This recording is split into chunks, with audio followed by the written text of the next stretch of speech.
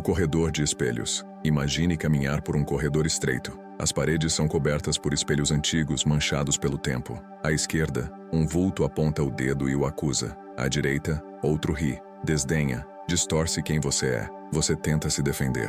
Estende a mão, mas seus dedos encontram apenas vidro frio. É reflexo. Sempre foi. No fim do corredor, um símbolo antigo pulsa em silêncio. A serpente que morde a própria cauda. O Ouroboros. O ciclo eterno. O retorno inevitável. E então uma frase ecoa dentro de você como um trovão contido. O mal que me fazem volta para quem o enviou, mas não como vingança, não como feitiço, não como castigo místico. Hoje eu quero te conduzir por esse corredor interno, e no final desta jornada, você terá nas mãos uma prática junguiana simples e poderosa, um ritual de restituição da projeção em 4 passos, um gesto interior capaz de encerrar contratos invisíveis e devolver, com ética e consciência, cada conteúdo psíquico ao seu verdadeiro dono. Se você permanecer até o fim, algo na forma como você enxerga ataques, injustiças e traições pode mudar radicalmente. Tudo começa com um mal-entendido profundo sobre retorno. Não é o universo punindo alguém, é a psique se autorregulando. Para Jung, a vida interior funciona como um sistema de compensação. Onde há excesso, surge o oposto. Onde há repressão, aparece o sintoma. Onde algo é negado, cedo ou tarde retorna por outra via. Ele chamou isso de enantiodromia, o correr para o contrário. O que é empurrado para fora da consciência não desaparece. Ele apenas busca uma nova entrada. E muitas vezes, essa entrada é você. Quando alguém despeja raiva, inveja ou humilhação sobre você, pode estar tentando expulsar partes próprias que não suporta reconhecer. Mas ao projetar, essa pessoa se distancia do próprio centro. E a psique não tolera fragmentação por muito tempo. O conteúdo retorna, como sintoma, como sabotagem, como colapso interno. Não é você que devolve, é a própria sombra exigindo integração. Respire fundo agora. Quantas vezes você tentou se defender em um espelho que não era seu? Se já viveu algo assim, escreve nos comentários. Eu não sou o espelho da sombra alheia. No próximo bloco vamos mergulhar em uma história concreta e você vai entender como o silêncio consciente pode desmontar uma projeção inteira. A história que revela o mecanismo. Vou te contar algo que talvez você reconheça. Imagine alguém no trabalho que começa, pouco a pouco, a insinuar que você é desorganizado, que você não entrega o suficiente, que falta comprometimento. No começo você estranha, depois tenta provar o contrário, trabalha dobrado, revê cada detalhe, se explica, se justifica, e curiosamente, nada muda. As acusações continuam, os olhares também.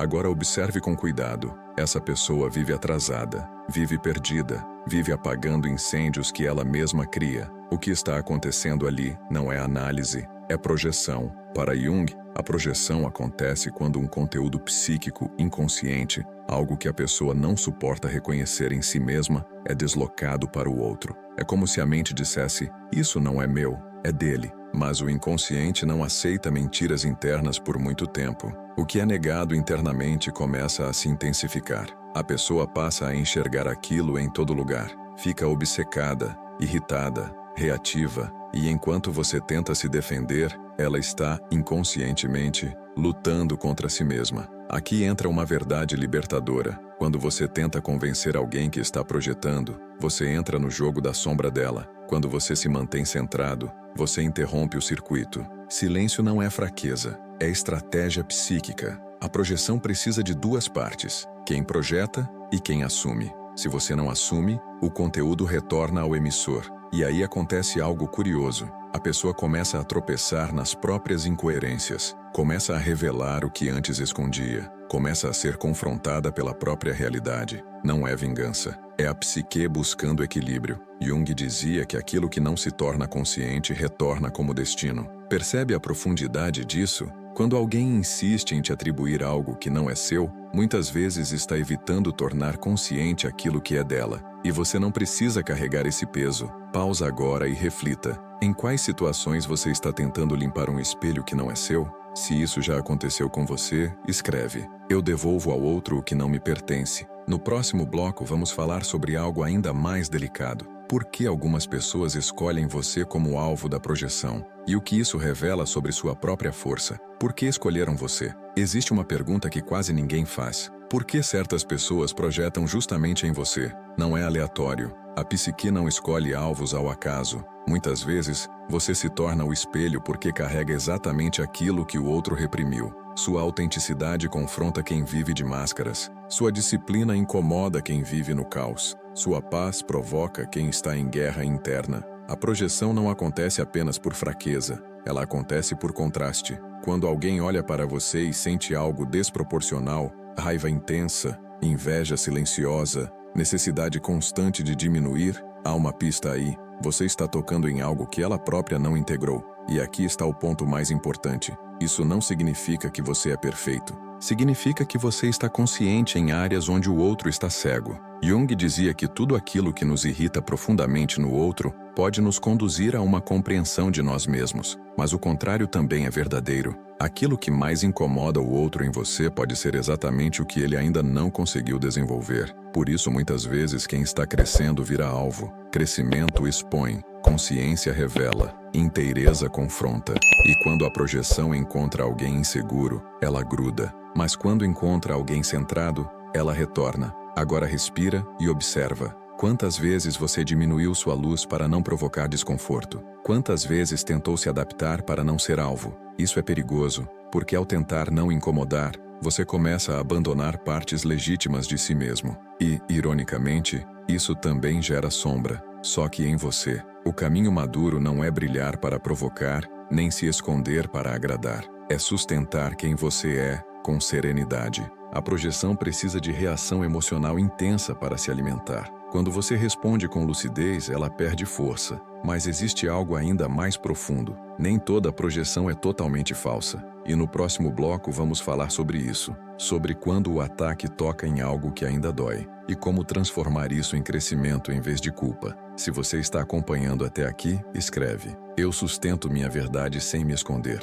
O Ouroboros e a lei invisível do retorno. Lá no início, eu te conduzi por um corredor de espelhos. No fundo, brilhava um símbolo antigo. A serpente que morde a própria cauda. O Ouroboros. Esse símbolo não fala de vingança. Ele fala de ciclo. Tudo o que é lançado ao mundo psíquico entra em movimento. Nada fica suspenso no vazio. Quando alguém projeta sombra, essa energia precisa completar um círculo. Se encontra palco, continua. Se não encontra, retorna. O Ouroboros representa exatamente isso. A vida se alimentando de si mesma, o excesso encontrando compensação, o desequilíbrio buscando ajuste. Não é punição, é autorregulação. E aqui está a beleza profunda. Quando você se recusa a reagir no velho padrão, você interrompe a linha reta do conflito e transforma tudo em círculo. A energia que antes ficava presa entre você e o outro volta ao fluxo maior da psique. Sem teatro, o roteiro morre. Sem ator, a peça se encerra.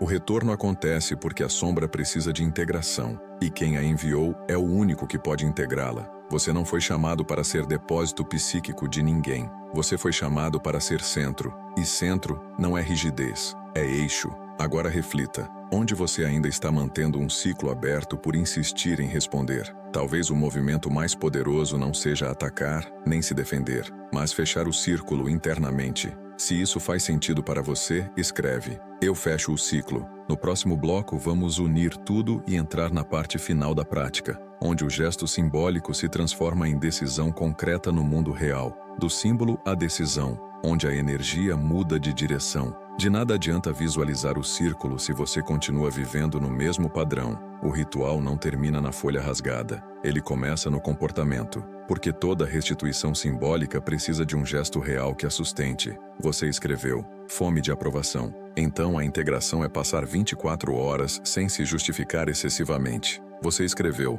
medo de perder vínculo. Então a integração é dizer um não simples, sem discurso, sem drama. Você escreveu, orgulho ferido. Então a integração é não responder à provocação que implora por reação. É aqui que a alquimia acontece. Não no pensamento, não na fantasia espiritual, mas na microdecisão invisível que ninguém aplaude. E existe algo que quase ninguém percebe. Quando você muda o padrão, o sistema ao seu redor se desorganiza. Quem dependia da sua culpa estranha. Quem dependia da sua reação se irrita. Quem dependia da sua disponibilidade se inquieta. Isso não significa que você está errado. Significa que você parou de sustentar um papel. Toda transformação verdadeira causa um breve caos no ambiente, mas é um caos fértil, porque a partir dele, relações se reorganizam ou se afastam. E ambos são movimentos de equilíbrio. Você não precisa anunciar que está mudando. Você simplesmente muda, sem explicação excessiva, sem justificativa teatral. Centro não grita, centro sustenta. Agora me responde com coragem. Qual será a sua primeira microdecisão nas próximas 24 horas? Se você está pronto para agir diferente, escreve: eu ajo a partir do centro. No próximo bloco, vamos fechar essa jornada com a síntese mais profunda da individuação e selar tudo com a frase que pode acompanhar seus próximos dias. Individuação, não ser palco, ser eixo. Tudo o que atravessamos até aqui aponta para uma única palavra que ecoa no coração da psicologia de Carl Jung. Individuação. Não é virar perfeito, é tornar-se inteiro. Não é nunca mais ser ferido, é não se confundir com a ferida. Quando alguém lança sombra sobre você, duas possibilidades se abrem. Ou você entra no jogo e vira personagem do drama, ou você recolhe a energia, integra seus ganchos e devolve o que não é seu. A individuação é esse segundo caminho. É entender que a sombra existe em todos. Em mim, em você, no outro. Mas não é sua missão carregar a sombra alheia. Sua missão é reconhecer a sua, integrar o que é seu, recusar o que não é. Cada vez que você interrompe uma reação automática, você fortalece o eixo. Cada vez que você silencia com consciência, não por medo, você recupera energia. Cada vez que você escolhe agir do centro e não da ferida, você amadurece. E algo silencioso acontece. O mal que te enviaram perde endereço. Sem palco, ele retorna ao emissor. Não como vingança, mas como convite inevitável à integração. Você não precisa assistir esperando justiça. Você precisa permanecer inteiro. Agora, antes de encerrarmos, guarde esta síntese. Volta não é revanche. Volta é equilíbrio. O que não é meu, eu devolvo. O que é meu, eu integro. O que sobra, eu transformo. Se essa jornada tocou algo real em você, escreve aqui: eu escolho ser centro. No próximo e último bloco, vamos selar isso como um compromisso interior, uma frase que você pode repetir antes de dormir como quem entrega um comando direto ao inconsciente. O selo interior. Você entrou aqui talvez querendo entender por que o mal volta. Agora percebe que a pergunta era mais profunda. Por que eu continuo carregando o que não é meu? A vida psíquica não funciona como tribunal externo. Ela funciona como equilíbrio interno. Tudo o que não é integrado busca retorno. Tudo o que é negado procura palco. Tudo o que é projetado exige reencontro. Mas você não precisa mais ser esse palco. Você pode ser o centro da clareira.